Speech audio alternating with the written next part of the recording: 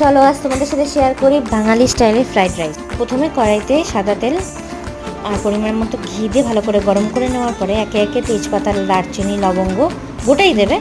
ভালো করে নাড়াচাড়া করার পরে কেটে রাখা সবজিগুলো দিয়ে দেবে। ব্যাস, এগুলো ইউজ করেছি ক্যাপসিকাম, কড়াইশুঁটি, গাজর, বিনস এইগুলো।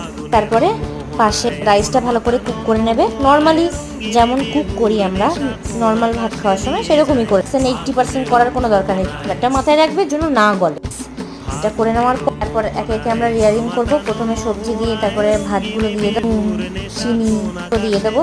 আর এই যে দেখো মশলাটা দিচ্ছি, এটা আমরা বড় এলাচ, দারচিনি, লবঙ্গ, জায়ফল, জয়িত্রীর যে গরম মশলার গোটা প্যাকেটটা থাকে সেটা খোলায় ভেজে গুঁড়ো করে নিয়েছিলাম। তো সেটাই আমি একে একে দেখো লেয়ারের সময় দিচ্ছি। ব্যাস, এইভাবেই রিপিট করে যাবে।